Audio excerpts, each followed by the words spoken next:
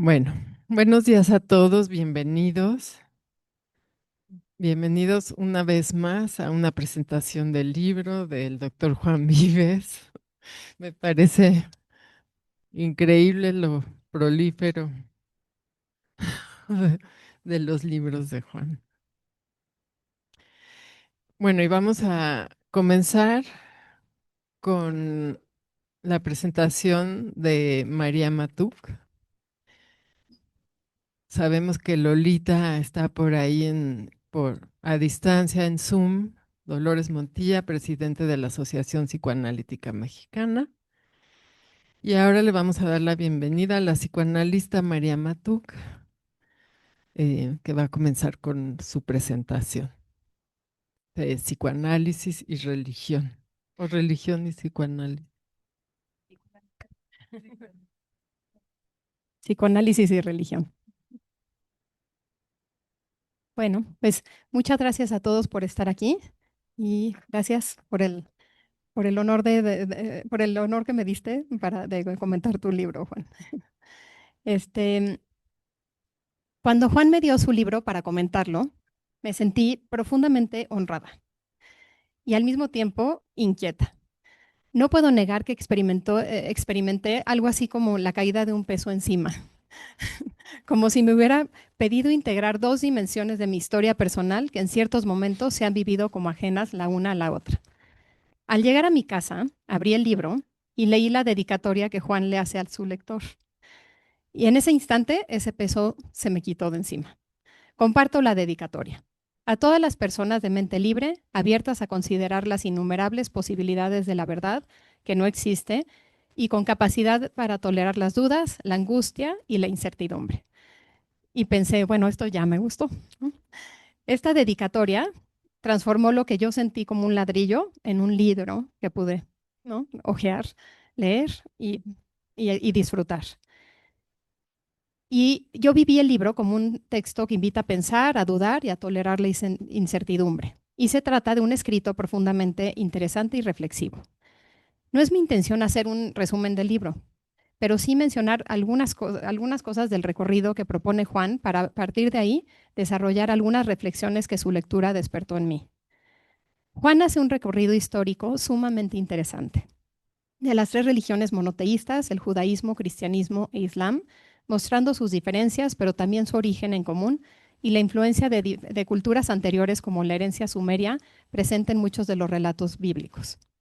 A lo largo de este recorrido, Juan va mostrando cómo la religión ha acompañado al ser humano desde los inicios de su historia y cómo se puede pensar como un fenómeno intrínseco a la cultura. Juan desarrolla la función que ha tenido la religión en el psiquismo humano de manera profunda, pensando tanto la figura de Dios como el sentimiento de religiosidad. Muchos aspectos que tienen en común las religiones como las reglas, el control de la sexualidad, la imagen de Dios masculina, el fin del mundo. Pero el hilo conductor de su planteamiento es una verdad que inquieta a todo ser humano, la muerte, lo más cierto y lo más enigmático que tenemos. De ahí surge toda esta construcción religiosa innata a toda cultura. Una pregunta que está implícita a lo largo del libro Psicoanálisis y Religión es ¿qué función ha tenido y tiene la religión en el psiquismo humano? A partir de esta pregunta, hay dos ejes que me interesa desarrollar. El primero tiene que ver con la fe y la creencia, dos fenómenos presentes tanto en la experiencia religiosa como en el desarrollo temprano y también en el proceso psicoanalítico.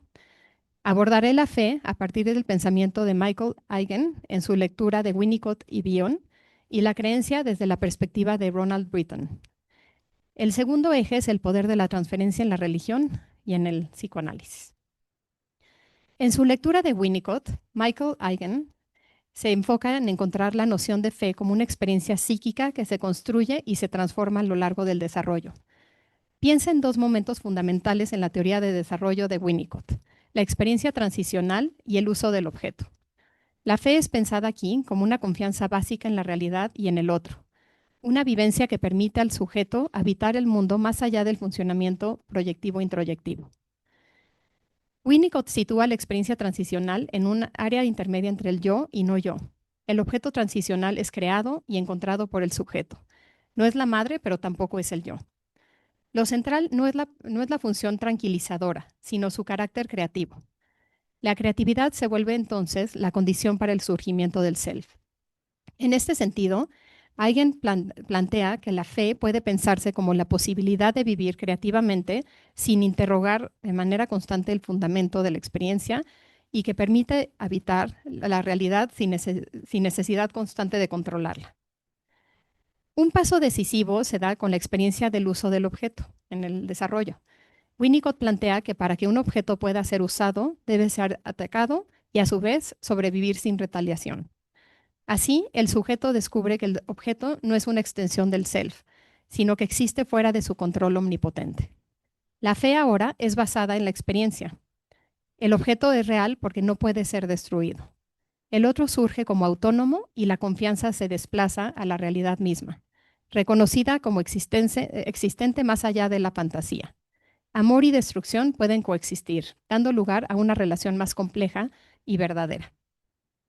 Yo conecto que la experiencia religiosa en el adulto y también la no religiosa, ¿no? Cuando se vive con una religión o con una no religión, en el adulto se vive como una prolongación de estas experiencias tempranas de fe. En su funcionamiento más vivo, la religión opera como un espacio transicional, donde el sujeto puede relacionarse con una alteridad, Dios, lo sagrado, el misterio, sin reducirla a objeto de control ni a una proyección omnipotente. Cuando la fe religiosa conserva el carácter paradójico winnicottiano, sostiene la confianza en una realidad que excede al yo y que sobrevive a sus ataques, dudas y negaciones, favoreciendo una relación transformadora con el otro y consigo mismo.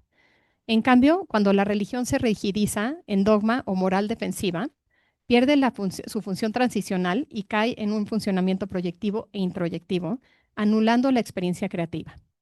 Así, con la teoría de Winnicott se puede comprender ciertas formas de vivir la religión, no como ilusión patológica, que a veces pasa, ¿no? Sino como una posible vía fundada en la fe en un otro que no necesita ser controlado para ser amado.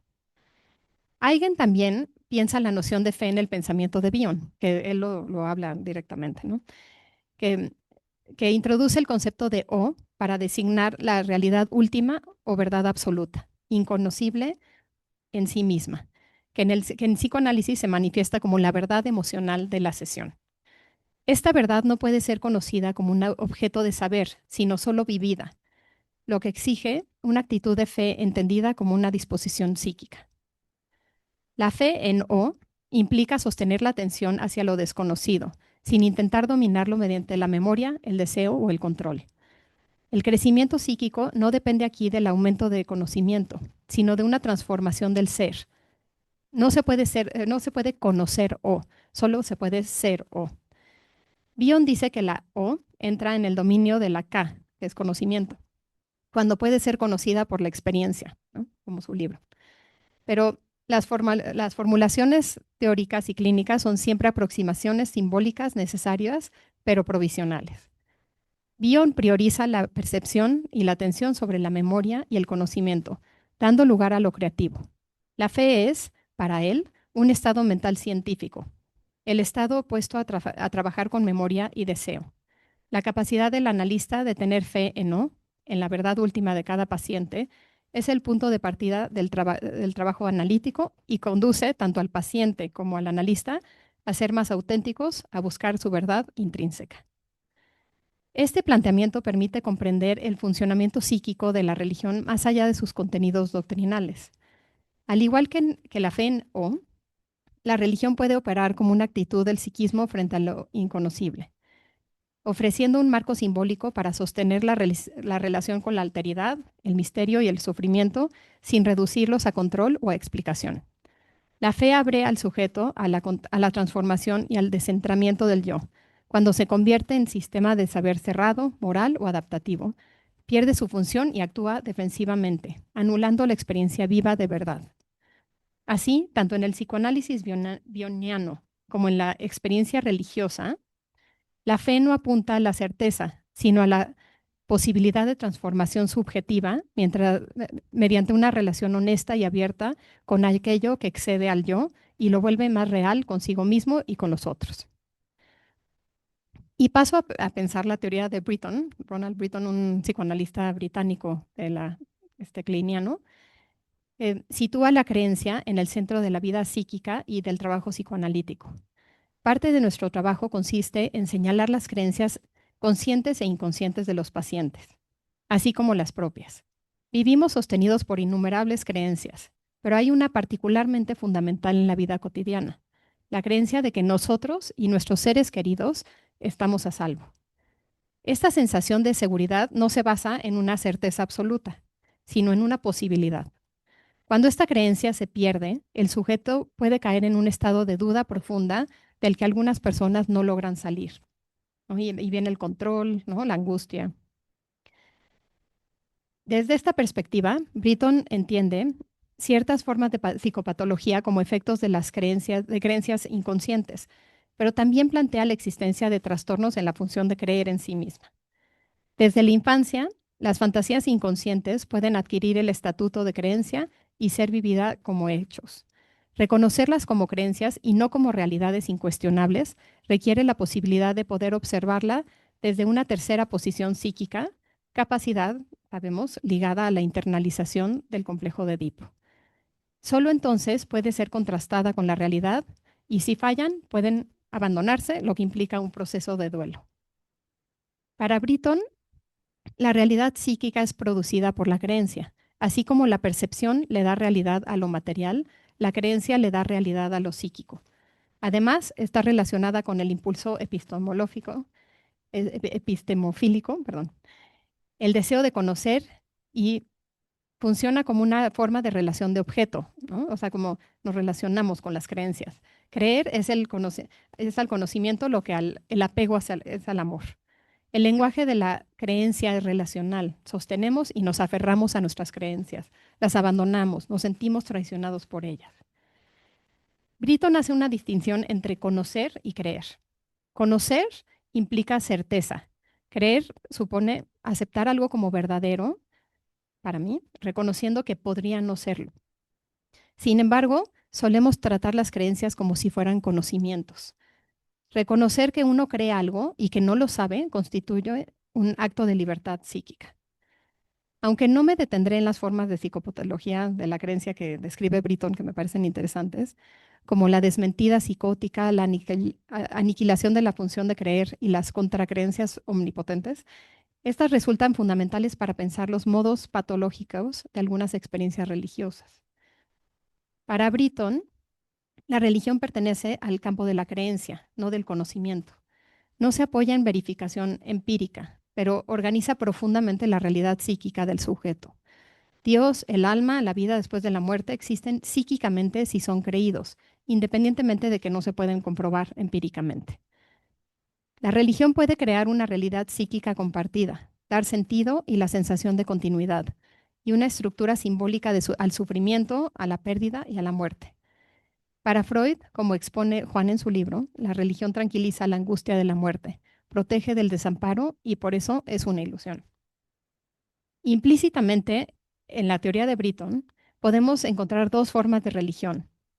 La religión como contracreencia defensiva, en donde se niega el dolor psíquico, promete certeza absoluta, elimina la duda y se vive como conocimiento incuestionable. Esta forma religiosa funciona como defensa maníaca, omnipotente, que niega la pérdida y no da entrada a una posición tercera. Esta es la religión que Freud llamaría como ilusión. Se impone con violencia, no se puede cuestionar y destruye la capacidad de pensar. Por otro lado, está la religión como creencia simbólica. Esta religión acepta la duda, reconoce que se cree y no se sabe, no exige certeza, tolera la pérdida y el no saber. Permite simbolizar el sufrimiento y la muerte. Esta religión sostiene el pensamiento, no lo destruye. El poder decir yo creo esto y no lo que creo es la verdad requiere de un espacio psíquico triangular.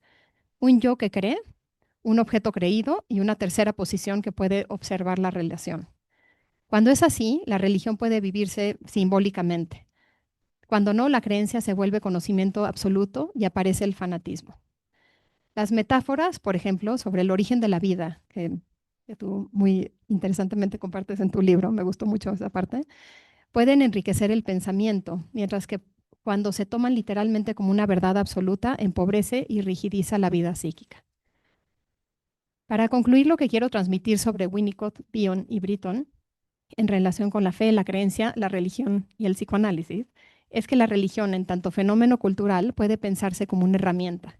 Y como toda herramienta psíquica, su uso depende de la estructura mental de quien la emplea. Desde el psicoanálisis, la pregunta no es si una creencia es verdadera o falsa, sino qué función cumple en el mundo interno del sujeto. Y paso a comentar también un capítulo muy interesante que escribe Juan sobre el clero. El clero, se me olvidó revisar bien el título el título del capítulo, pero es el abuso de la transferencia, ¿no? De los, del clero, ¿no? Sí. Este, y que a mí, espérenme tantito. En donde Juan hace énfasis cómo se utiliza, o sea, ¿no? Las figuras religiosas utilizan la transferencia de forma perversa y manipulativa, ¿no? El título me resultó particularmente potente y atinado, y me hizo pensar en los múltiples abusos sexuales cometidos por miembros del clero de distintas iglesias y también de distintas, ¿no?, religiones, aprovechándose de una posición de poder y representante, o sea, como representando lo divino en contextos donde el silencio se convierte en la moneda de cambio. Sin embargo, me gustaría proponer una ampliación del título y me gustaría ponerle una palabrita de uso y abuso de la transferencia. El abuso ocupa, y para mí debe de seguir ocupando, un lugar central en nuestra mente y en nuestras discusiones, dadas las innumerables historias conocidas, algunas de ellas profundamente vergonzosas, ¿no?, que vemos a veces ya hasta llevadas a la pantalla a Netflix. Ahora bien, sería un error perder de vista que también existen figuras religiosas capaces de reconocer y utilizar la transferencia de manera ética y responsable. Y yo en esta parte sí hablo desde mi experiencia y desde mi religión, y estoy segura que, ¿no?, de todas las religiones existen estas figuras. Conozco sacerdotes, por ejemplo, conscientes de los límites de su función, que acompañan espiritualmente y derivan a tratamiento psicoterapéutico cuando detectan que el sufrimiento va más allá de su capacidad de intervención. Varios pacientes han llegado a mi consulta así. Existen también miembros del clero que trabajan con poblaciones extremadamente vulnerables, escuchando y sosteniendo sin imponer certezas ni ejercer poder abusivo. Recientemente un sacerdote me compartió su interés por conocer toda la teoría de género queer, ya que está trabajando con una población de transexuales en el norte del país, que no tienen acceso a ningún tipo de acompañamiento. Su escucha ha sido fundamental para esta gente que no tiene otras posibilidades. La transferencia, como dice Juan, es un fenómeno psíquico que existe cuando hay una relación y se puede abusar de ella cuando esta relación es asimétrica. El problema no es que exista, sabemos, ¿no?, que lo que fue un problema para Freud luego fue su mejor herramienta y sabemos que es nuestra mejor herramienta para trabajar con nuestros pacientes. Pero el problema es la ausencia de una posición que permita reconocerla, sostenerla y señalarla. Y siempre revisar nuestro uso o abuso de la transferencia con nuestros pacientes es importante. Desde mi experiencia personal, y aquí me voy a ventanear un poco, fue fue un espacio religioso en el que en un momento difícil de mi vida me llevó al diván. Por esto, no puedo dejar de reconocer que en ciertas condiciones la religión puede funcionar como un espacio de introspección y encuentro con la propia subjetividad. Como psicoanalista comprometida con la búsqueda de libertad interna propia y de mis pacientes, estoy convencida de construir puentes y de intentar comprender. Y en este sentido, el libro de Juan Vives me parece un valioso intento de comprensión entre dos campos que con frecuencia se han vivido como irreconciliables, como dices tú, Juan, la religión y el psicoanálisis. Gracias.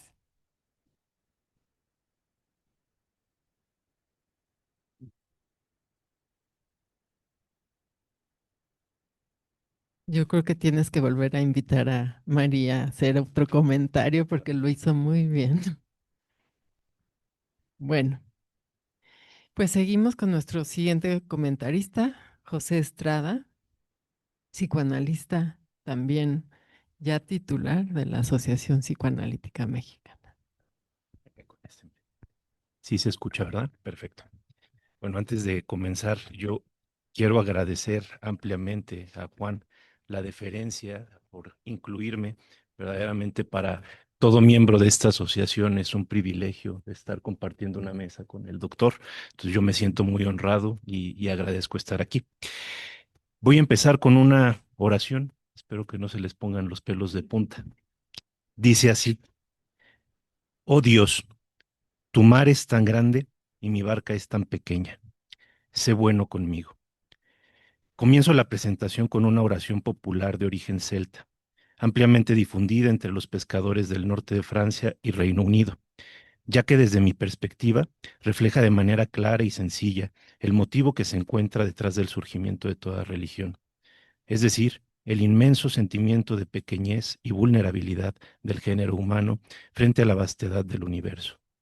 Su profundo deseo de encontrar la protección al cobijo de una deidad omnipotente y omnipresente, su anhelo por regresar a un estado de comunión con el todo en ausencia de frustración, su tendencia narcisista a sentirse una especie privilegiada y sobre todo el profundo deseo de sobreponerse a la muerte, accediendo a la inmortalidad en una vida en el más allá. La última entrega de este ávido escritor, Psicoanálisis y Religión, aborda todos estos temas y más. Y puedo decirles que mi experiencia de lectura me dejó un gran sabor de boca, pues nuestro querido Juan lleva al lector de la mano como un Virgilio con Dante, por todo el trayecto que el ser humano ha seguido desde los albores de la historia hasta la creación de los sistemas religiosos más complejos.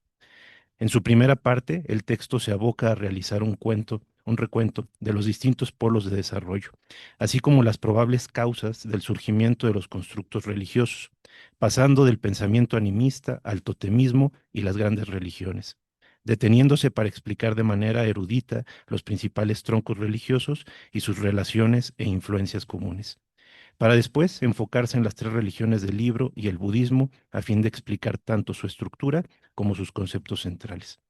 Es ya entrada la mitad del texto cuando aborda el estudio del fenómeno religioso desde la perspectiva psicoanalítica y toca todos los aspectos que a mi parecer son relevantes para la erección de un sistema religioso, haciendo paradas sucesivas en los textos capitales del maestro Vienés para brindar una mayor claridad, deteniéndose en su lectura de Tótem y Tabú, Moisés y la religión monoteísta, el malestar en la cultura, el caso Schreber y el porvenir de una ilusión, y nutriendo su exploración con grandes pensadores del psicoanálisis como Tusk, Klein, Fromm e incluso el mismo Jung, entre otros tantos.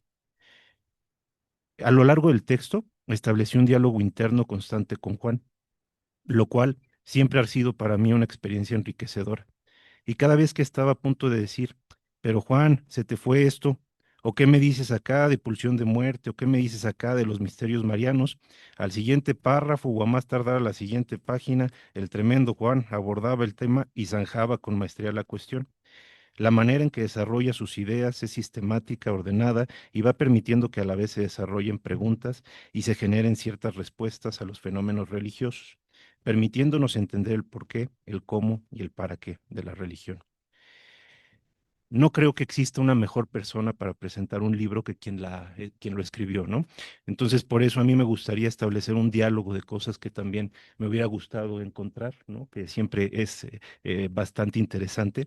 Y hay dos puntos que sí me hubiera gustado un mayor desarrollo.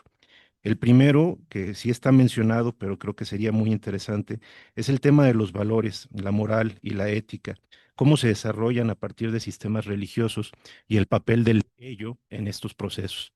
Es decir, la parte estructurante de la religión que se encuentra en los cimientos de la civilización, pues con base a los supuestos preceptos divinos, se busca regular la conducta humana de tal suerte que se apegue a ellos con la perspectiva de acceder a una recompensa.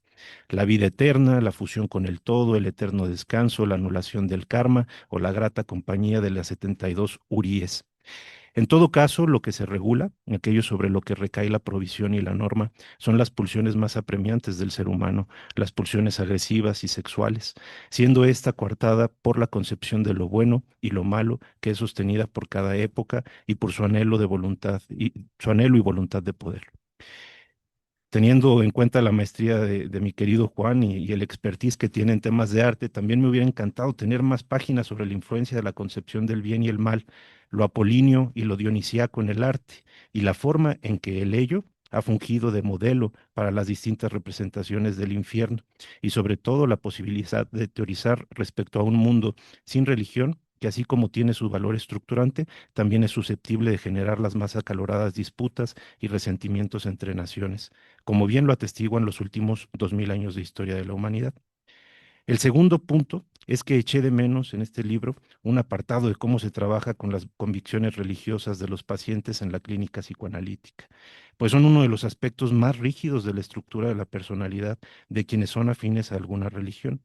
Como bien señala Juan, es un hecho de observación cotidiana que las discusiones sobre temas que tienen que ver con Dios o las religiones despierten pasiones particularmente intensas y pongan en acción las partes más irracionales del psiquismo, aquellas donde la lógica se suspende y el prejuicio emerge sin cortapisas. Al abordar estos temas, la gente habitualmente razonable y sensata, cuando se trata de otros tópicos, se torna irascible, rígida e intratable. Incluso se opone tenazmente a cualquier tipo de exploración o indagación, desde los parámetros de la razón y ante todo lo relacionado con los dioses o las religiones. Cierro cita. Así pues, la parte técnica del trabajo analítico me parece que es de vital importancia, pues lo que hay que tener bien claro es que la postura del paciente ante las ideas religiosas representa parte central de la estructura de su personalidad, es decir, dichas ideas teístas o ateas, religiosas o agnósticas, están imbrincadas en el entramado de la personalidad, pudiendo representar formaciones tan tempranas como aquellas que se generan derivado de las identificaciones y elecciones de objeto. En el fondo, en el consultorio, cuando estamos hablando de religión, estamos hablando de los objetos primarios de la identidad del paciente. La religión es, a mi parecer, una vía de acceso a la historia no solo de la especie, sino del individuo e incluso al inconsciente. Por ello es de gran importancia para el análisis, pues detrás de la postura sostenida se encuentra la relación con los objetos primarios, los diques erigidos en la socialización temprana, las trabas a las que se enfrentó el individuo en la canalización de la libido, la fuerza del superyo y los recursos mediadores que el yo ha encontrado para sostenerse. Trabajar las ideas religiosas con los pacientes puede ser sumamente fructífero, pero el camino no es sencillo, como bien sostiene nuestro autor, hoy laureado. Se erigen los procesos defensivos y se comprende una lucha sistemática que en algunos casos puede llevar al impasse si el analista no es lo suficientemente avesado. Considero que como analistas el rubro de la religión es uno que fácilmente puede ser menospreciado y por tanto desatendido. Aquellos que hemos emprendido el camino del psicoanálisis sostenemos un compromiso con la búsqueda de la verdad subjetiva, con la intención de generar una armonía suficiente con la realidad efectiva.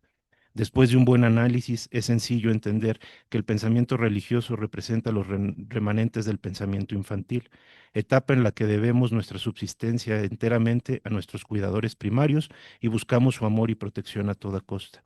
Como bien señala Freud en El porvenir de una ilusión, el motivo de la añoranza del padre es idéntico a la necesidad de ser protegido de las consecuencias de la impotencia humana. La defensa frente al desvalimiento infantil confiere sus rasgos característicos a la reacción ante el desvalimiento que el adulto mismo se ve precisado a reconocer. Reacción que es justamente la formación de la religión. Cierro. También resulta claro, a quien emprende un estudio serio de las religiones, que éstas no pueden sobrevivir a un análisis racional de sus preceptos, pero no por ello carecen de valor. Es por ello que en el debate, el religioso más temprano que tarde utilizará el recurso a forma de escudo del dogma de fe, ante el cual todo argumento racional carecerá de efecto y será una roca con la que los intentos del ingenuo se desbaratarán como olas contra un farallón. La tentación a menospreciar dichas ideas es sumamente riesgosa y además sumamente fácil, pues como psicoanalistas considero que hay como un acuerdo con el pensamiento freudiano, que clasifica las religiones como una ilusión y por tanto derivadas de los deseos humanos. Aunque cercana a la idea delirante, la ilusión no es un concepto equivalente, pues la idea delirante entra en contraposición y contradicción con la realidad efectiva, mientras que la ilusión no necesariamente es falsa, ya que en el fondo incluye los componentes del deseo y por tanto son una manifestación de realidad psíquica. Es por tanto fácil definir al pensamiento religioso como remanente infantil y con ello caer en la creencia de que es algo que se debe extirpar, como si de un tumor se tratase, a fin de devolver al paciente la capacidad de valerse por sí mismo. Esto es tener una noción de la religión, del pensamiento religioso como algo cercano a lo patológico, ¿no? que puede serlo, pero no en todos los casos es así. Perdón. Sí, ok, me regreso un poquito.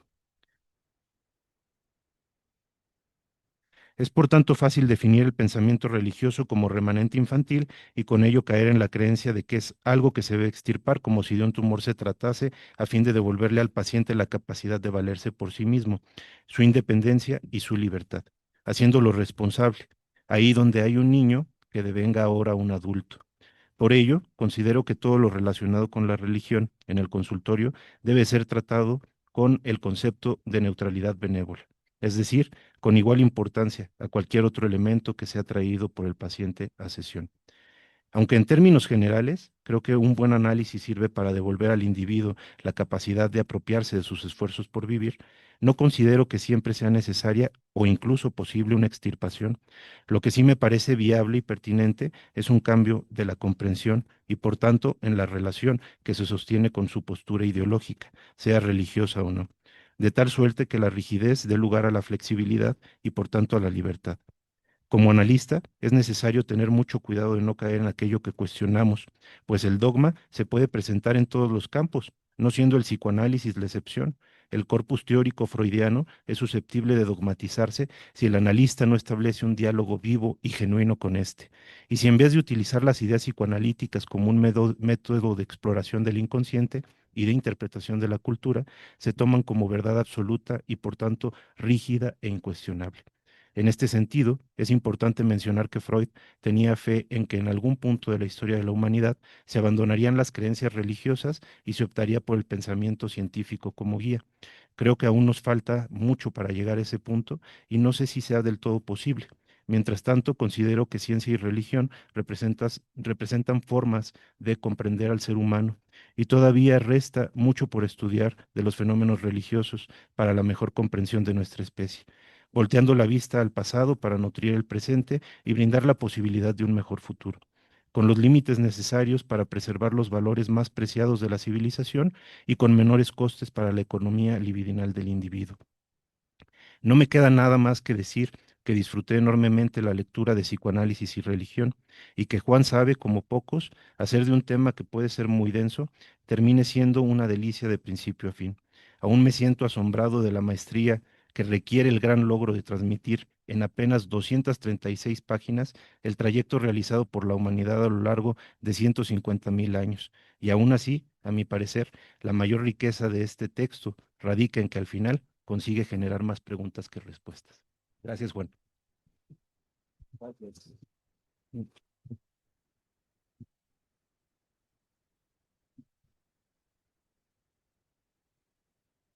Nuestro tercer comentarista es Uriel García Varela y tuvo una situación de emergencia y por eso nos mandó su trabajo. Esperemos que todo esté bien, pero pues lo voy a leer yo,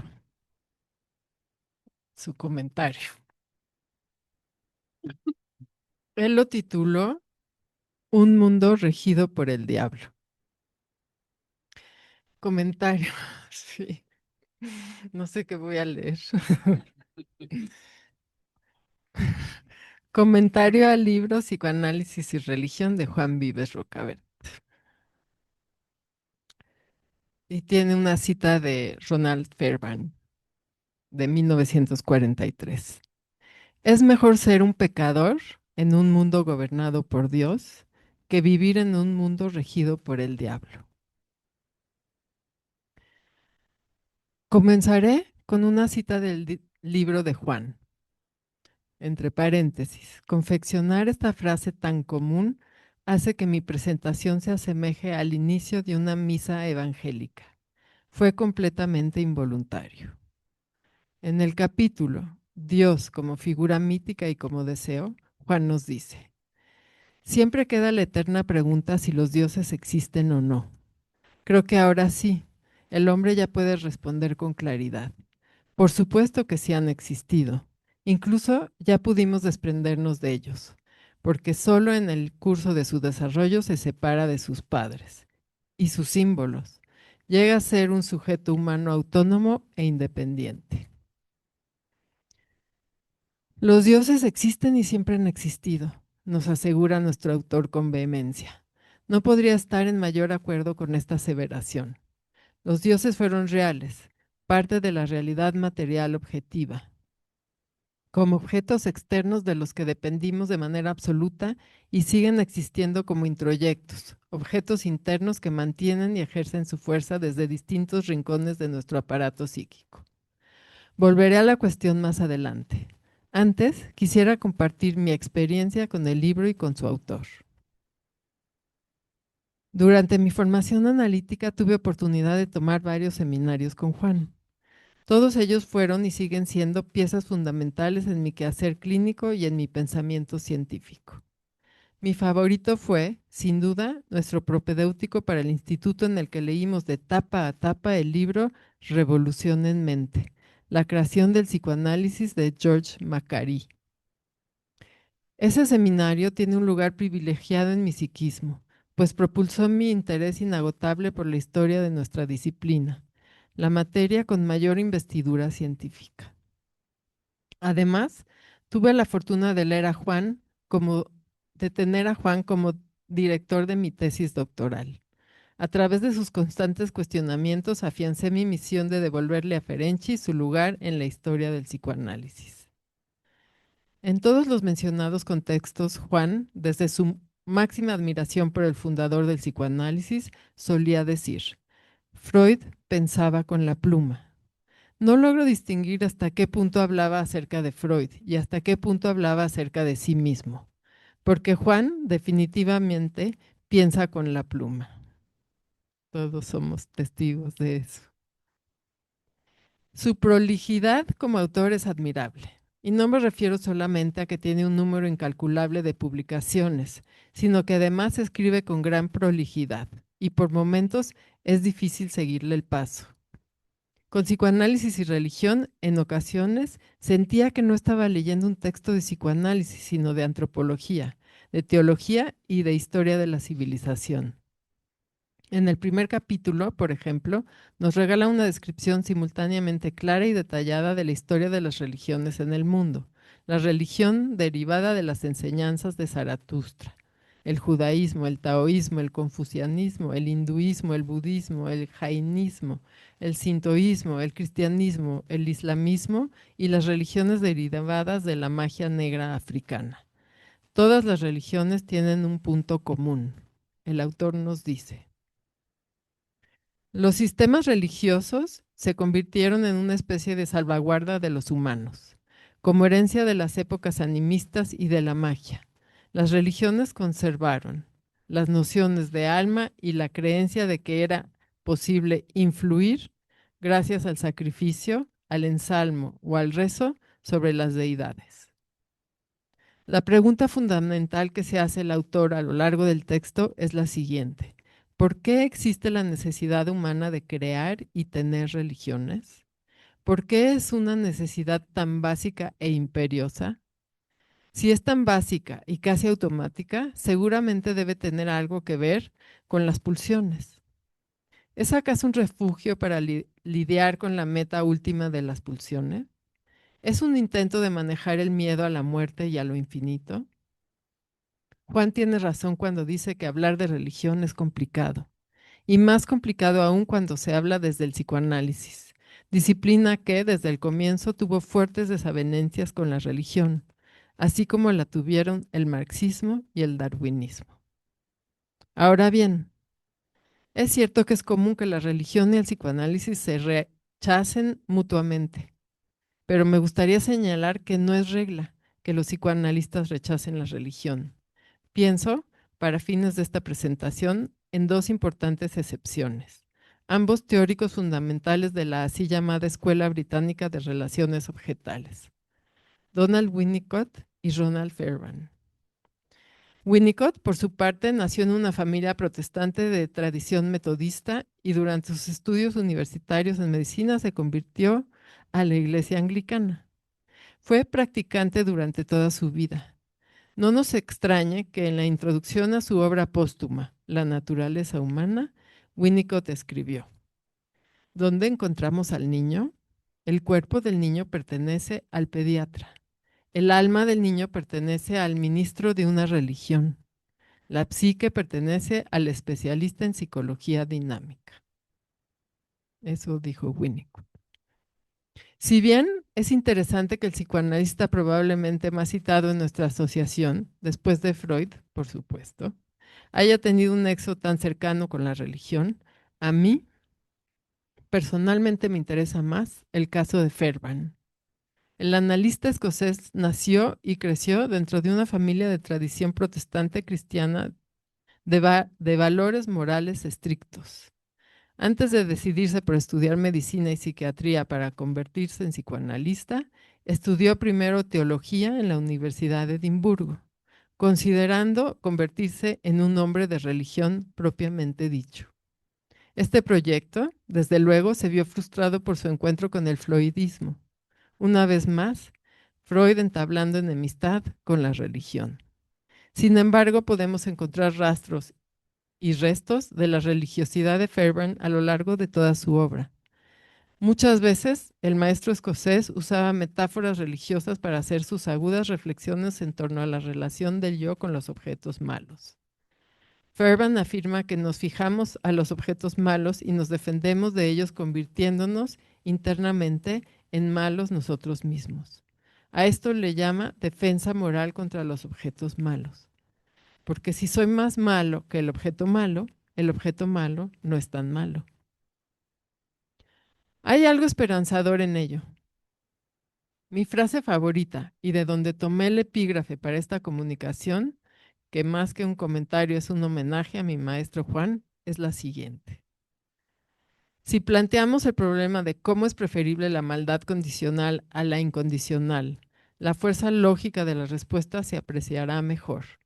Si la formulamos en términos religiosos, ya que, para la mente adulta, son estos los que mejor representan la forma en que se plantea el niño tal situación. Formulada en tales términos, responderemos que es mejor ser pecador en un mundo gobernado por Dios que vivir en un mundo regido por el diablo. En un mundo gobernado por Dios, un pecador puede ser malo, pero siempre existe un cierto sentimiento de seguridad que deriva del hecho de que el mundo circundante es bueno. Dios está en el cielo, todo el mundo marcha bien. Y de cualquier manera hay siempre una esperanza de redención.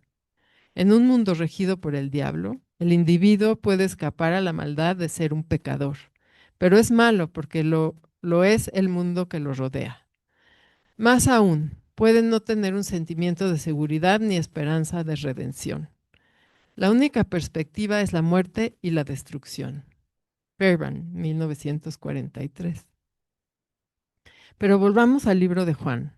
El autor escribe: lo cierto es que las religiones empiezan en sus formas más rudimentarias como una suerte de culto a los antepasados, es decir, por la necesidad de honrar, venerar, temer o sentirse perseguidos por las figuras parentales primarias. Esto me lleva a pensar en la idea de lo que denominamos entre el gremio como superyo analítico. ¿Será que nuestras asociaciones psicoanalíticas funcionamos por momentos como religión? Siguiendo las reflexiones de Juan, yo diría que sí. Los psicoanalistas veneramos a nuestro Dios, Sigmund Freud, y cada uno de nosotros tenemos a nuestros santos favoritos, Ferenczi en mi caso personal, Winnicott, Klein, Lacan, Kohut, etc. Podríamos incluso pensar que nuestra religión es politeísta, así como lo es el catolicismo de manera velada, como dice Juan en su libro. Además, hacemos permanente exégesis de los escritos sagrados, las obras completas de Juan, de Freud, de Juan también. Lapsus. Sí. Bueno, es mi psicoanalista, ¿qué quieren? Y hacemos diversas interpretaciones dependiendo de nuestros particulares contextos, de la misma manera en que se hace con la Biblia y todos los textos sagrados. Invito empecinadamente a leer Psicoanálisis y Religión, que más que darnos respuestas, nos invita a pensar acerca de la fragilidad humana y las diversas formas que tenemos para lidiar con ella. con el miedo a la muerte y con la incognoscible relación con lo desconocido y lo infinito.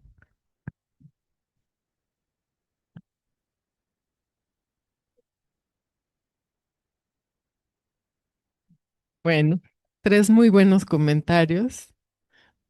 Nos dejan pensando mucho y con muchas ganas de leer el libro de Psicoanálisis y Religión de Juan. Ahora, unas palabras de Juan. Gracias.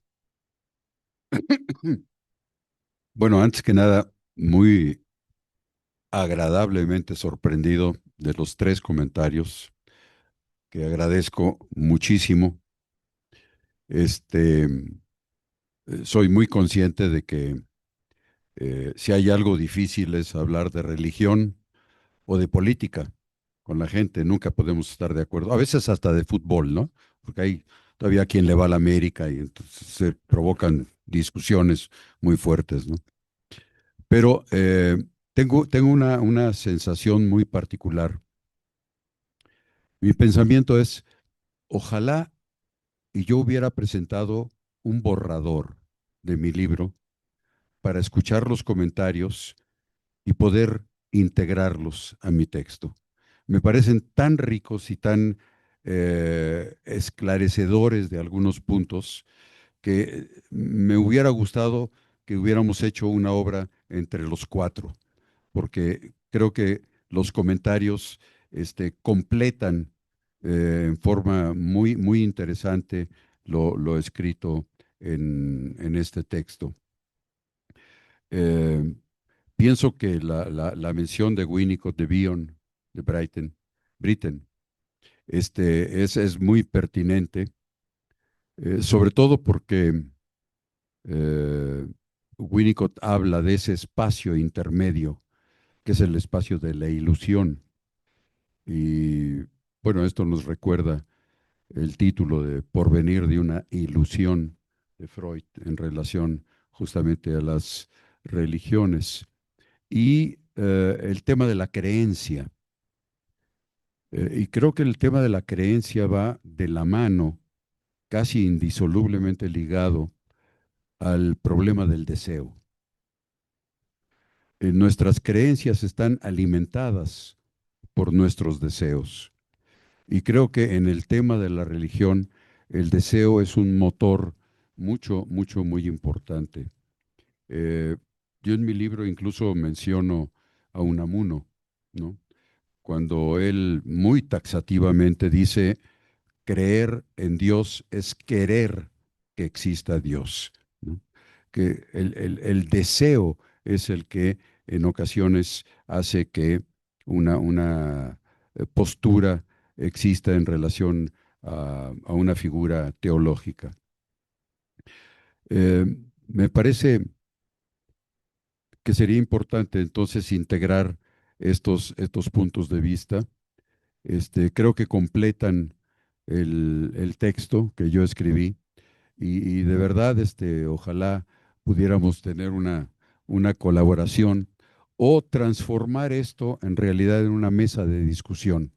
Creo que valdría mucho la pena, Pepe, María, porque creo que hay mucho de qué hablar y mucho que discutir en un tema tan espinoso, tan peliagudo, como este. En relación a la terapia, a mí me parece que es muy pertinente lo que nos dice Pepe Estrada en relación al tipo de defensas casi insalvables que implican ciertas posturas religiosas y en donde el máximo error terapéutico que existe es abordarlas directamente. Esto es un error terapéutico y no es por ahí por donde se puede comenzar a abordar ciertos aspectos caracterológicos enormemente rígidos de nuestros pacientes, ¿no?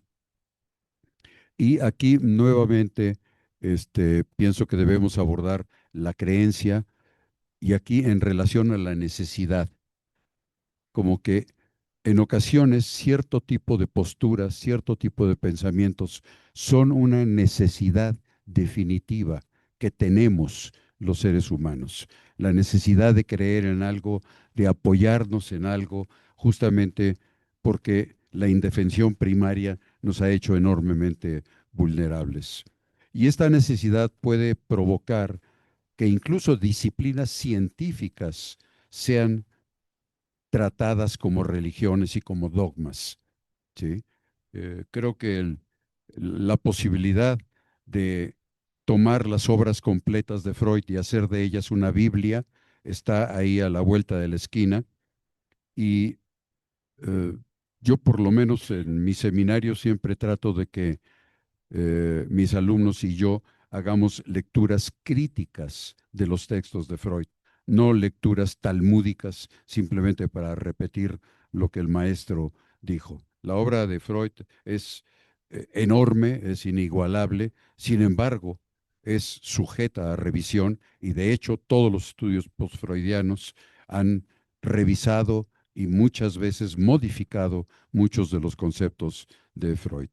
Esto es lo que salva al psicoanálisis de transformarse en un dogma, en algo rígido, en algo inamovible y por lo tanto en algo muerto, ¿no? Tenemos que tener la posibilidad de mantener la disciplina viva. Creo que en este sentido está el problema de lo que es la doxa, ¿no? La creencia, y lo que es el episteme, que es el conocimiento, ¿sí? Este, Creo que el conocimiento tiene que estar por encima de todo y poder poco a poco ir desandando el camino de la opinión, de la creencia. Creo que la creencia es absolutamente indispensable. Tenemos primero que creer en algo para después comprobar nuestra creencia. Entonces, pienso que el camino siempre es muy largo y es infinito.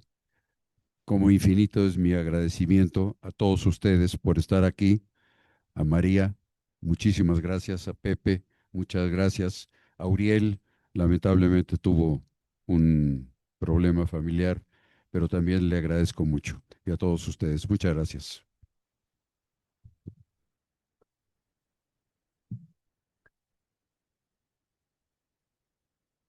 Bueno, pues a lo mejor ahorita sabes que hay como 30 y tantas personas también por Zoom, 36, algo así.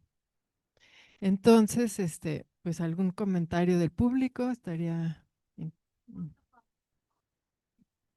¿Perdón? Ah, en colaboración, en colaboración.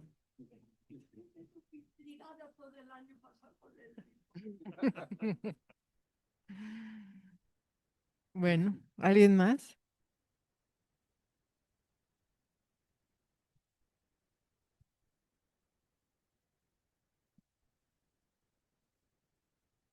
Bueno, yo creo que es muy estimulante esta invitación a la consideración de la religión desde el punto de vista psicoanalítico, porque pues a querer o no, nosotros en nuestro contexto cultural estamos atravesados por las ideas judeocristianas y yo creo que es parte del psicoanálisis y del proceso psicoanalítico de reconsiderar y reflexionar cómo es que la religión desde pequeños ha atravesado nuestra existencia y cómo hemos devenido en reflexión de seguir cobijados por las ideas religiosas o desprendernos de ellas o preguntarnos cuál ha sido la función en la propia vida de cada analista y luego desde esta visión, cómo hacemos la lectura, como tú dices, Juan, de cuál es la función que tiene las ideas religiosas, las prácticas religiosas en cada uno de nuestros pacientes. Porque indudablemente, digamos, cuando uno contrasta las religiones de este hemisferio occidental con algunas de las creencias o de las prácticas religiosas del mundo oriental, donde aparentemente no hay como una definición de dioses como tal, sino que hay como la aspiración a una iluminación o a una transformación del ser humano sin tener como Olimpo como era el de los griegos, y luego pues de ahí derivado a lo que ha sido las religiones en el mundo occidental. Pero indudablemente, o sea, llevamos las creencias religiosas, pues, en los huesos, ¿no? En las ideas, en la carne, y las actuamos y las vivimos. Y muchas veces, bueno, digamos, a partir de Lacan, ¿no? De decir, la ley no son ajenas. O sea, es algo que no es que nosotros produzcamos. Podemos tener una creatividad al interrelacionarnos con ellas, pero de origen no son ajenas, son extranjeras. Es parte de algo que existía antes de nacer y que seguirá existiendo después de que nosotros ya no estemos aquí, pero que a cada individuo le toca hacer una interacción con esas ideas y con ese contexto idea o religioso que aunque no seamos devotos, estamos atravesados por creencias religiosas en este mundo. Entonces es fundamental tener esta consideración en los procesos analíticos. Y muchas gracias, Juan, por recordarnos que los analistas tenemos que tener en consideración esto, que a veces no solamente es una resistencia o un baluarte, como dicen algunos psicoanalistas sudamericanos, sino también es un punto ciego del propio analista, ¿no? Y como decía Pepe, ¿no? Digo, como decía Uriel también, hay psicoanalistas que son muy religiosos, ¿no? Y aquí en México hemos tenido maestros eh, psicoanalistas guadalupanos, ¿no? El doctor Díaz Conti, etcétera, que eran manifiestamente católicos, religiosos y psicoanalistas, ¿no? Ese. Y muchas felicidades a la mesa, fueron espléndidos sus comentarios. Y Juan, pues muchas felicidades por este nuevo parto literario.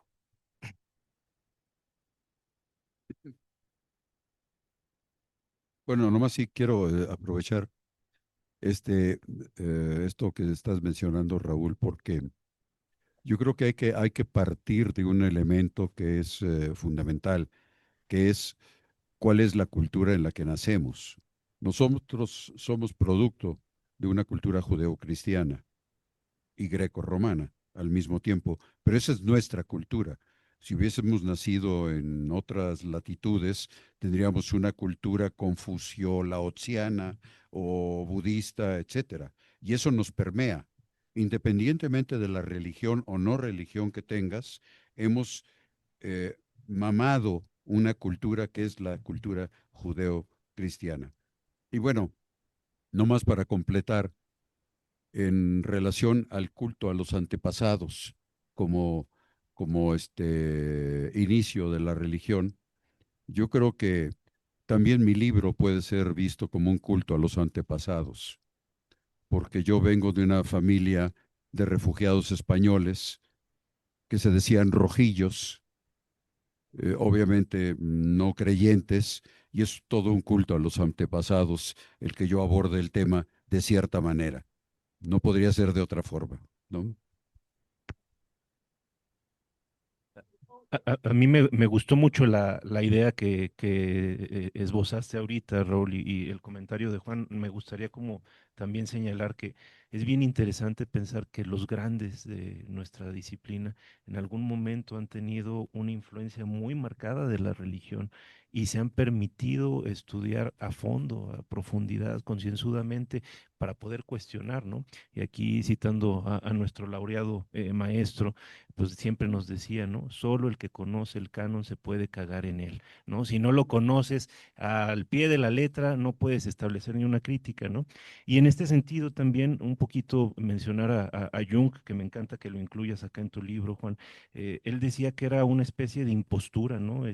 Ser católico y, por ejemplo, acercarse a la meditación trascendental o al yoga, ¿no? O sea, como que en realidad es algo al estilo del falso self. Necesitamos como estar conscientes con que pertenecemos a una tradición cultural que forma parte de nuestra identidad, ¿no? Nada más como comentario. Gracias, Pepe.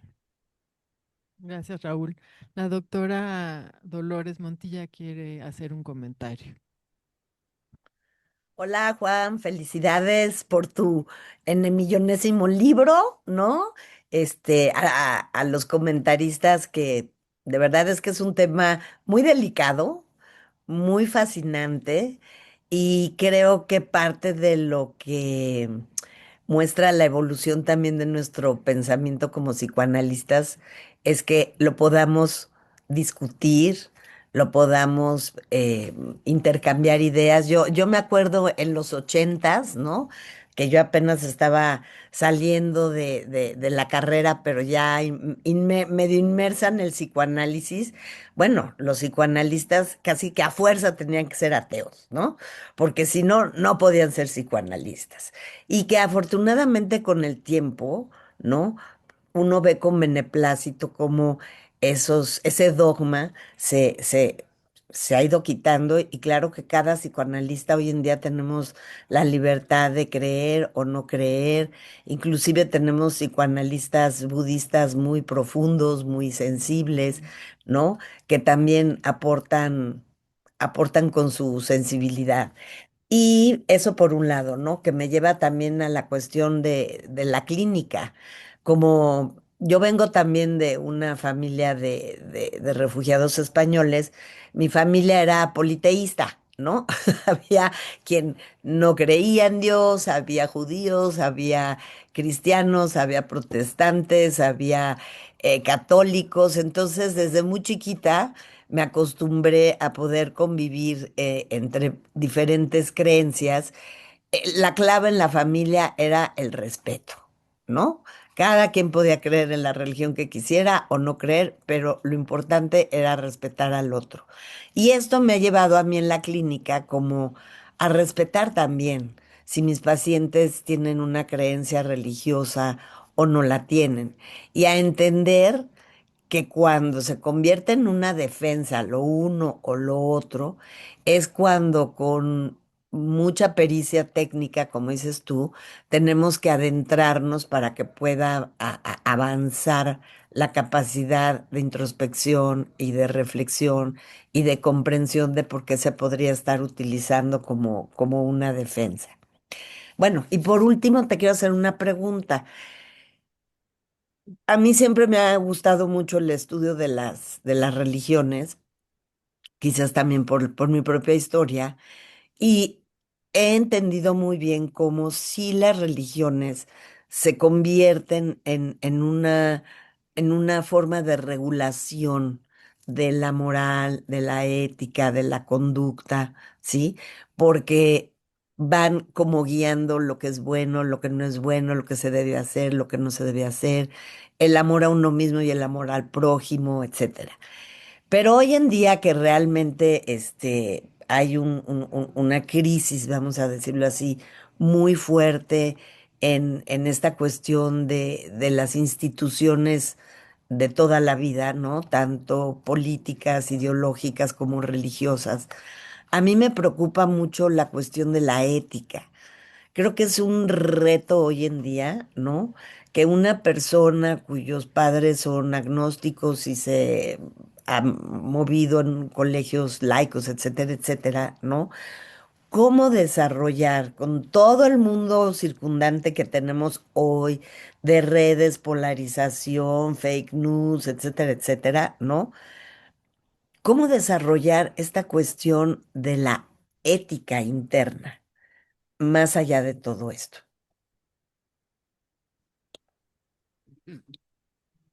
Muy, muy interesante y creo que es un tema que ya había planteado Pepe también en su comentario. Yo tengo la impresión de que la cuestión es al revés de cómo está planteada. Em, Habitualmente existe la sensación o la creencia, a propósito de creencias, de que si no se tiene religión, entonces se ingresa a la barbarie y al todo se vale y a un mundo de falta de límites y de regreso prácticamente a la ley de la selva. Este es un criterio que frecuentemente se esgrime a favor de la necesidad de una religión. Pero yo pienso que es exactamente al revés. Los preceptos religiosos, eh, incluso tomándolo desde hablando de las religiones del libro, desde el Decálogo, yo pienso que en el Decálogo están expresadas cuestiones internas del sujeto. Nosotros tenemos introyectadas cuestiones que tienen que ver con el hacer bien o hacer mal una cosa, que puede ser extensivo al concepto del bien y del mal, que no es un concepto psicoanalítico, por cierto, es un concepto ético. ¿Sí? La bondad y la maldad son conceptos éticos, no son conceptos psicoanalíticos. Pero estos conceptos tienen que ver con la estructura superyoica y por lo tanto tienen que ver con la transmisión transgeneracional. Nuestro superyo está formado con identificaciones, con nuestros padres, pero con toda la tradición familiar de nuestros padres, abuelos, bisabuelos, etcétera, etcétera.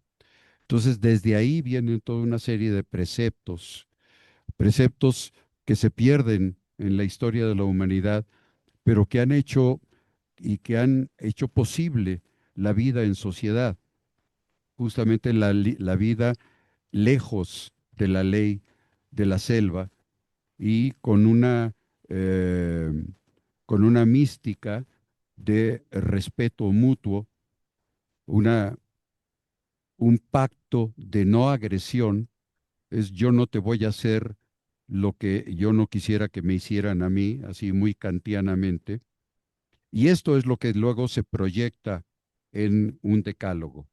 Entonces, pienso que los valores éticos de las religiones están primero en lo individual y obviamente en esta transmisión transgeneracional que después se proyecta hacia figuras míticas o figuras deificadas. Entonces creo que es también un mito el hecho de que sin la religión la gente se va a volver no ética o incluso antiética. Pienso que por lo menos es discutible desde esa perspectiva. No sé si esto aclare o haga más confusión sobre el tema. No, sí, sí, sí aclara. Lo que pasa es que sí pienso que hace como más difícil, ¿no? Que esta transmisión de la que hablas tú se pueda consolidar bien en este mundo actual tan líquido y tan efímero y tan especial que estamos viviendo en estos tiempos. Yo creo que una demostración, lo mencionaban hace un momento, es que ni la religión ni la falta de religión tienen que ver con que haya más o menos criminalidad. Hay tanta No. criminalidad y tantas cosas del diablo o mal o criminales en personas no religiosas como en personas religiosas, incluyendo los Ujú. ministros de los dogmas, de las diferentes iglesias, ¿no? Sí. Entonces, creo que esto pone muy en claro que no depende de las estructuras religiosas, sino son otras estructuras que tienen que ver con la estructuración de la sociedad y de la cultura. ¿Ok? Así es. Sí. Gracias, Juan.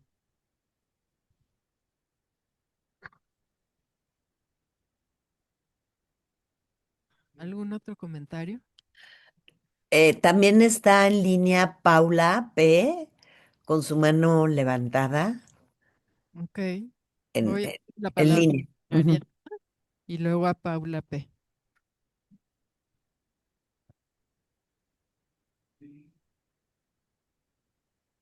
Un brevísimo, una brevísima reflexión de esto último que se comentaba.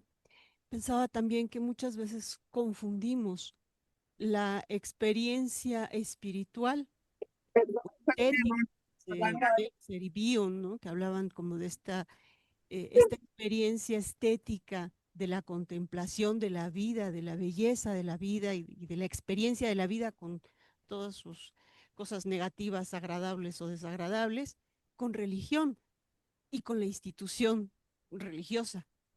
Creo que aquí como habría que como delimitar un poco en este sentido estas reflexiones, eh, y pensaba también que con esta invitación que hacían de una discusión, que a mí se me antoja un taller, ¿no? Para poder discutir estas cosas, incluso justamente desde las cuestiones técnicas, de las estrategias a las que vamos recurriendo para atender estas experiencias espirituales, experiencias religiosas, como dice la canción, ¿no? Institucionales, y pues bueno, poder ir construyendo como un mapa un poco más claro, ¿no? Desde el psicoanálisis de cómo afrontar estas, pues estos dogmas, ¿no? Teóricos y clínicos y religiosos.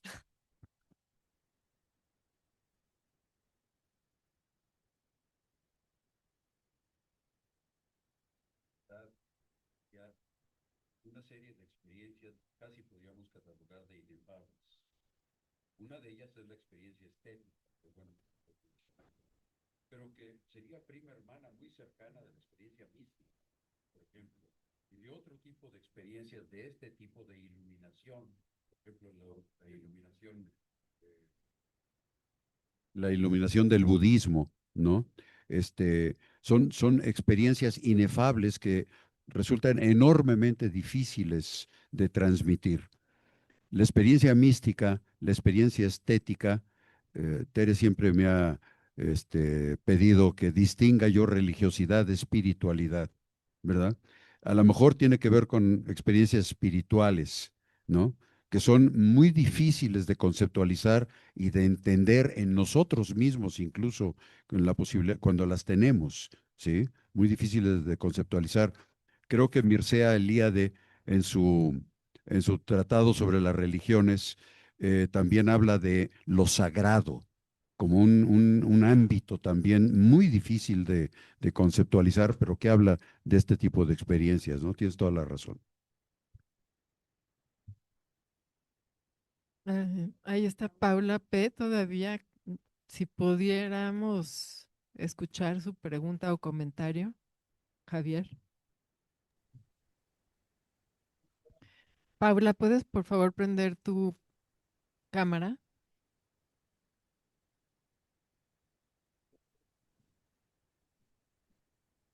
Si no está también, ahí está. Ujú.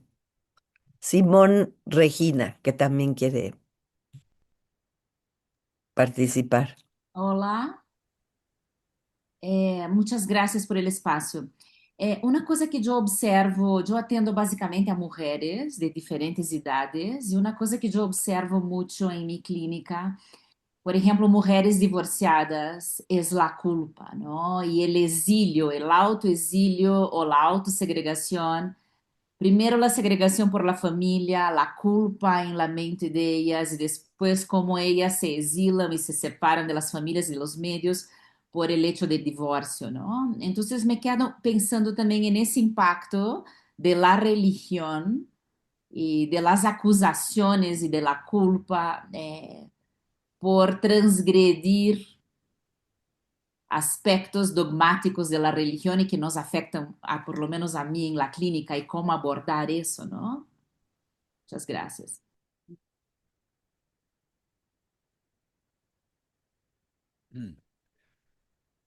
Sí, qué bueno que se toca este problema de la culpa, porque tiene mucho que ver desde lo religioso con la noción, creo que muy decantada hacia el catolicismo, la noción de pecado, ¿sí? Y en ocasiones experiencias penosas como el divorcio pueden ser vividas como una transgresión, pero una transgresión no solamente en sentido de lo social o de lo familiar, sino una transgresión hacia lo interno, dado que el sujeto se había forjado la ilusión de una unión para siempre. La clásica unión de nos queremos para toda la vida, hasta que la vida nos separe. Divorciarse es traicionar esa intención inicial, ese ideal del yo, y eso puede provocar en sí mismo una culpa independientemente de los factores culturales o familiares. ¿Ok?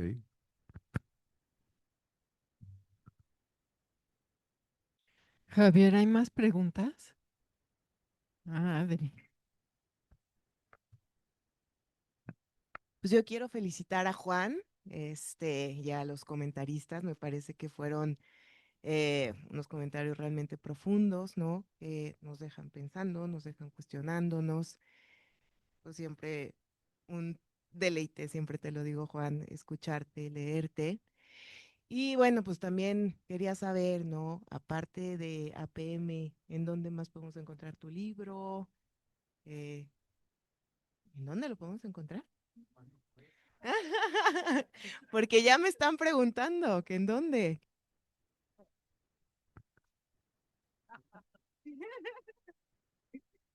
Ya me llegaron unos mensajes que en dónde lo encontramos. Habría que preguntarle al señor Sainz, que es el distribuidor de editores de textos mexicanos, en qué librerías está. Ah, perfecto. Pues lo investigamos y les avisamos. ¿Ok? Muchas gracias y felicidades, Juan. Claro, claro. ¿Puedo decir algo más? Sí.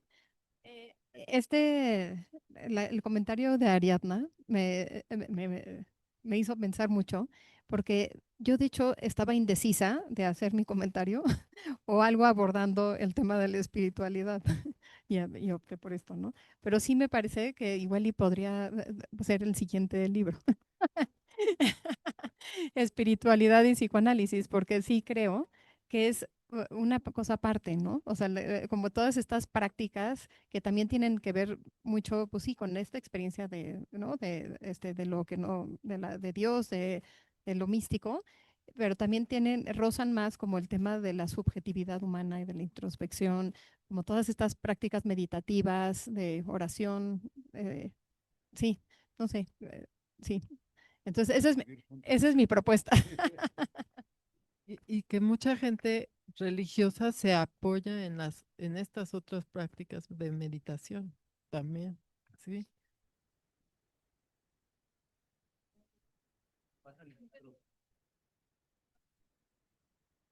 Sí, lo tengo a la venta. Sí. No, pues eso era lo que quería, pero como ahorita está diciendo que dónde va a estar el libro, sí, porque yo vine a comprarlo. Gracias.